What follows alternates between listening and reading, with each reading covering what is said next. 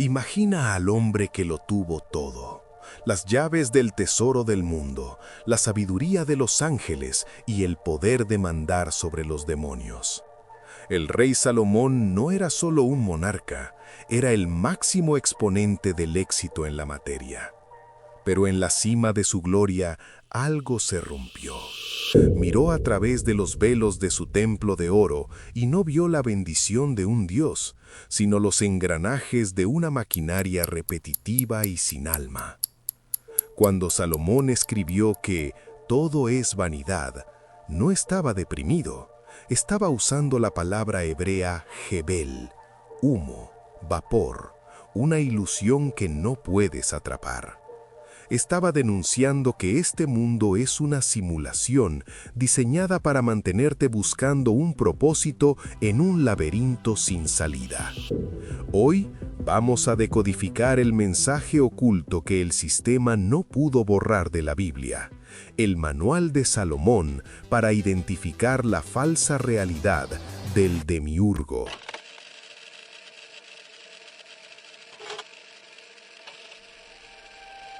Salomón no era un rey que se conformaba con informes de sus siervos.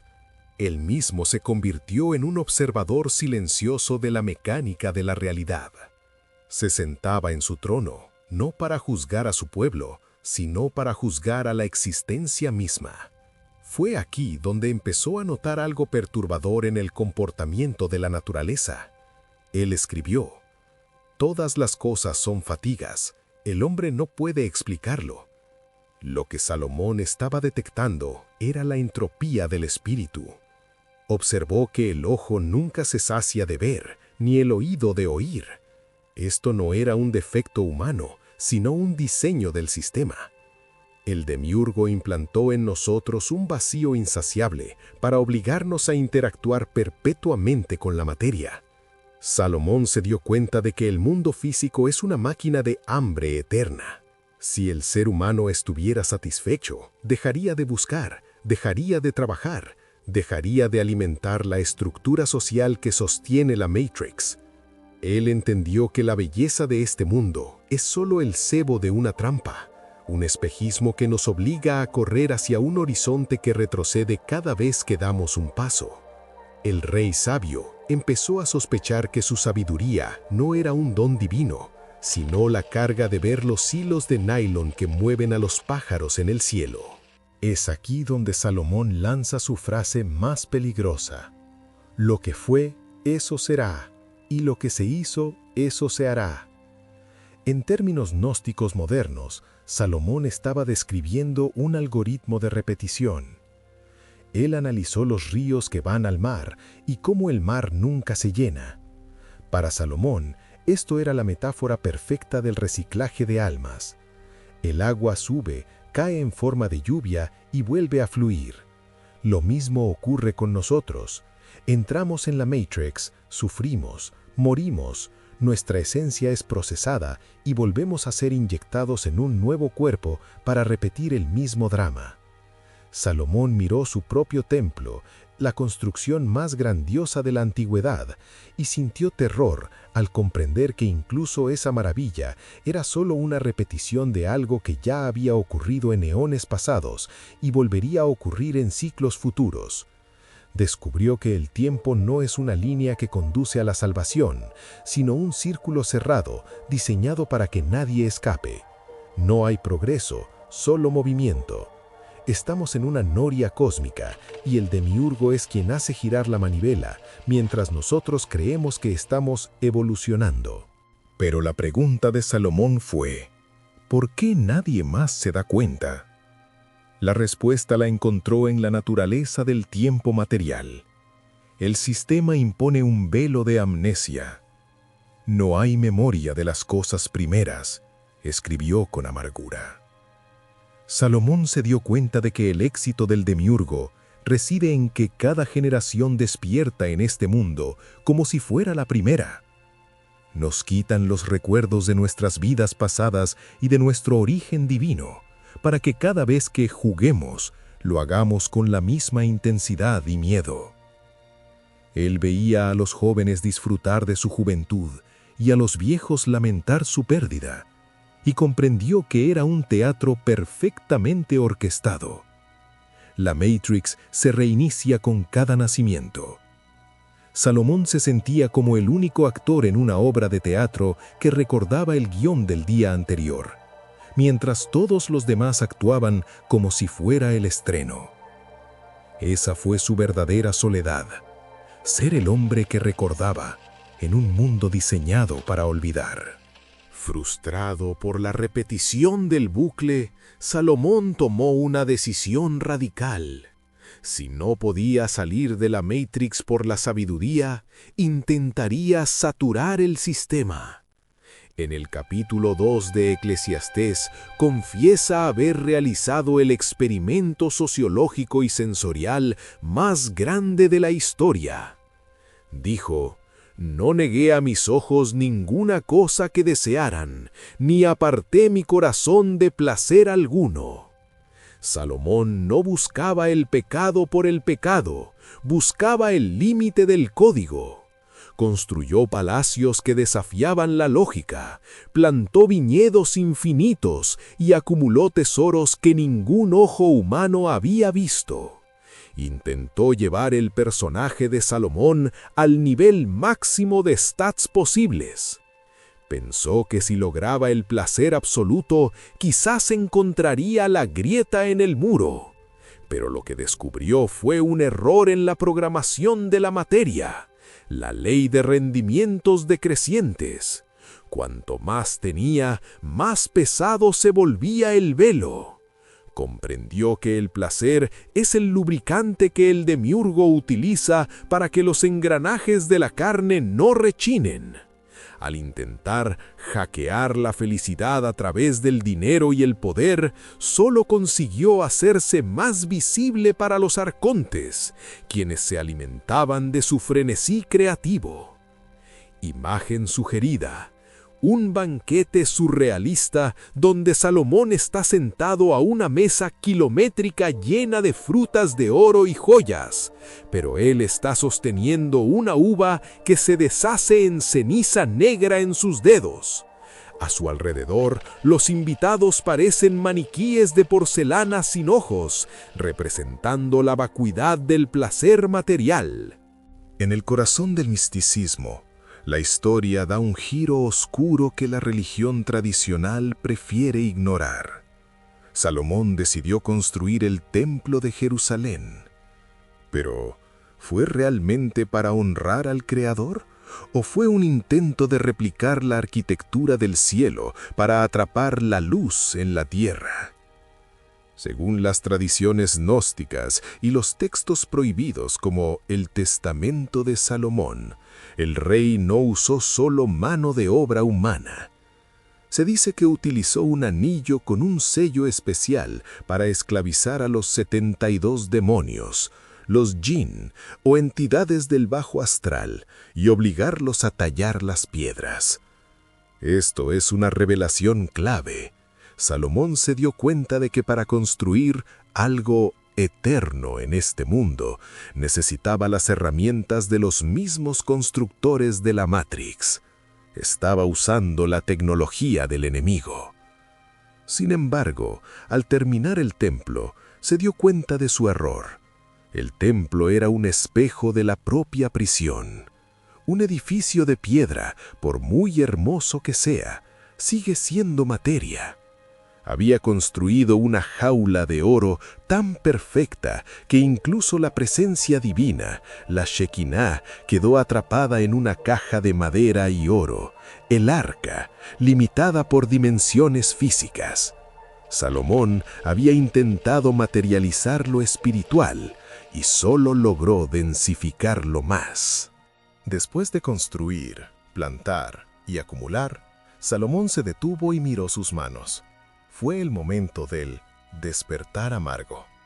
Escribió: «Miré yo luego todas las obras que habían hecho mis manos, y he aquí, todo era vanidad y aflicción de espíritu». La palabra clave aquí es aflicción de espíritu, reut ruach, que puede traducirse como persecución del viento.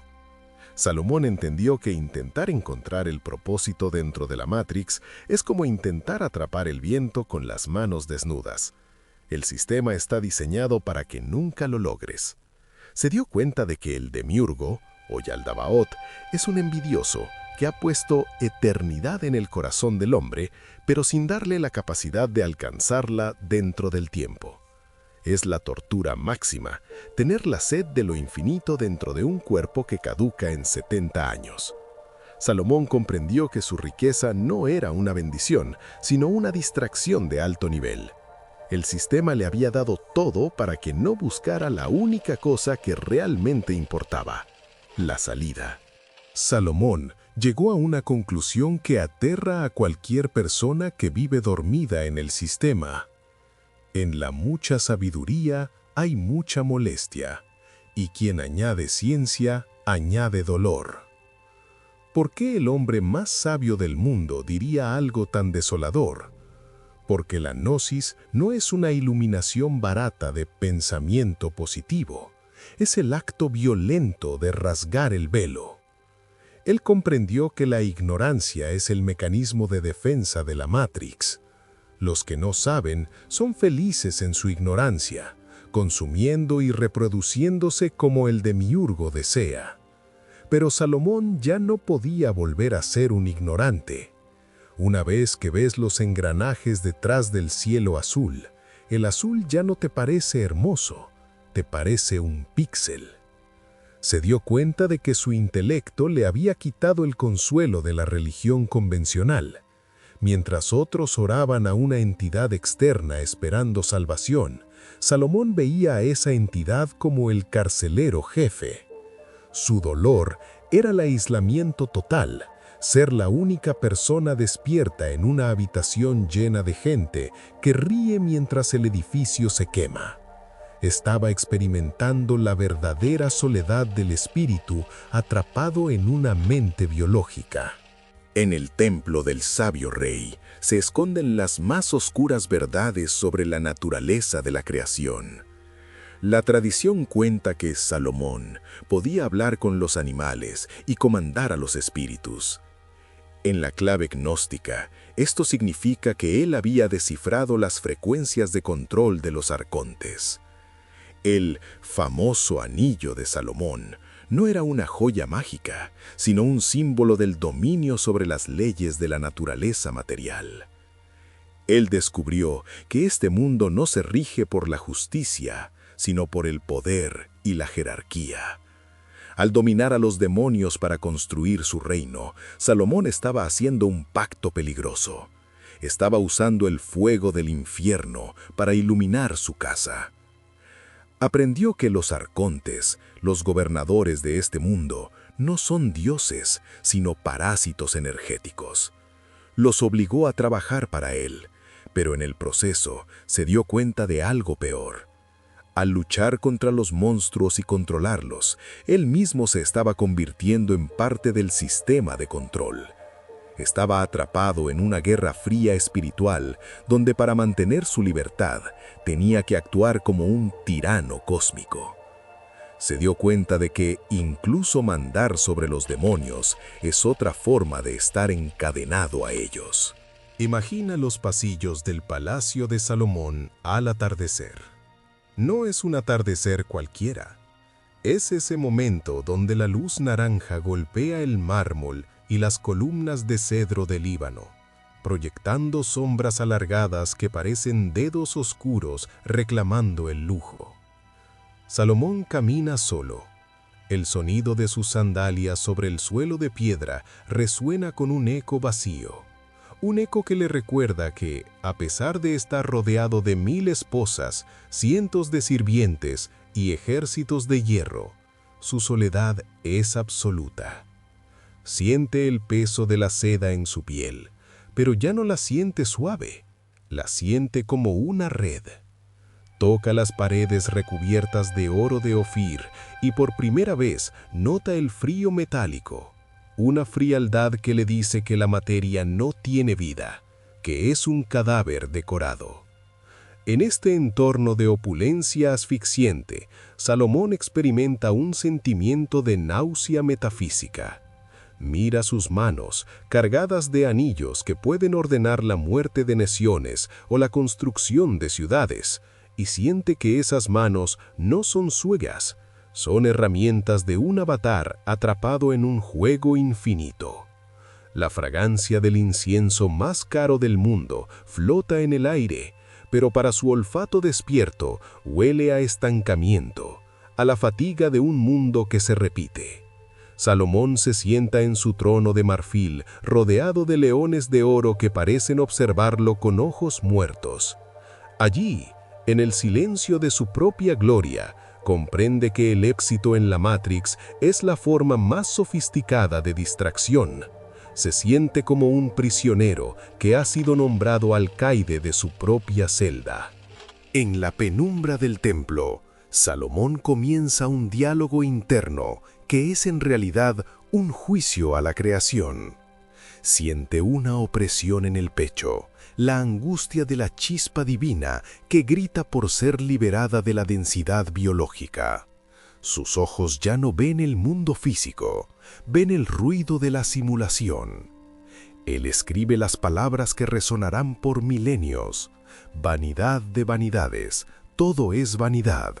Pero siente el significado real de esa palabra. Hevel. Es el sentimiento de intentar beber agua en un sueño. Por mucho que bebas, despiertas con sed. Describe el entorno de la vida humana como un teatro de sombras. Siente el dolor de ver a su pueblo trabajar, sufrir, amar y morir, todo para alimentar un sistema que no les devolverá nada. Experimenta una profunda compasión, pero también una rabia gélida hacia el arquitecto de este mundo, el demiurgo. Salomón siente que la belleza de la naturaleza, las flores que brotan, las estaciones que cambian, son solo los barrotes pintados de una jaula. El sentimiento es de una lucidez aterradora. Es como estar en una fiesta donde la música es hermosa, pero tú eres el único que puede ver que los músicos son autómatas y que la comida está hecha de ceniza. Esa sensación de despertar en medio del sueño es su mayor carga. El mundo se vuelve bidimensional, una película proyectada sobre una pantalla de humo. Llega el momento final. Salomón está en su lecho de muerte.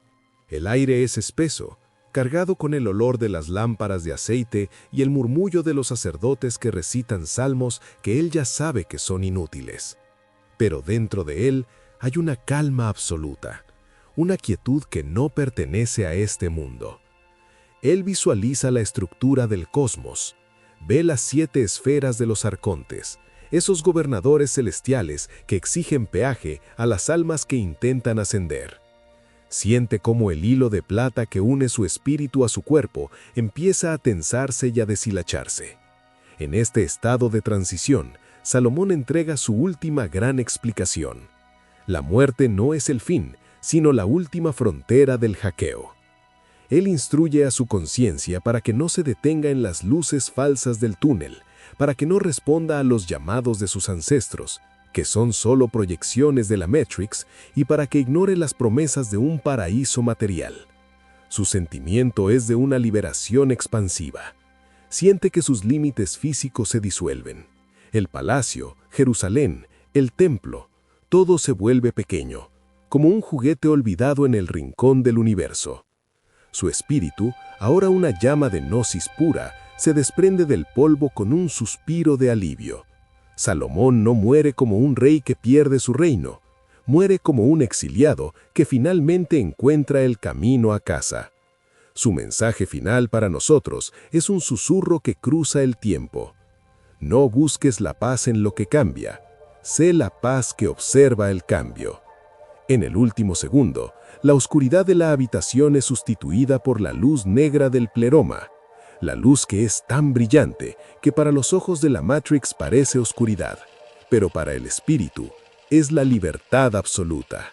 La historia de Salomón no es una fábula moral sobre la humildad, es la crónica del primer gran escape, Él nos dejó el mapa en Eclesiastés, escrito entre líneas, para que aquellos que tengan ojos para ver comprendan que la máxima gloria del mundo es la máxima distracción del alma.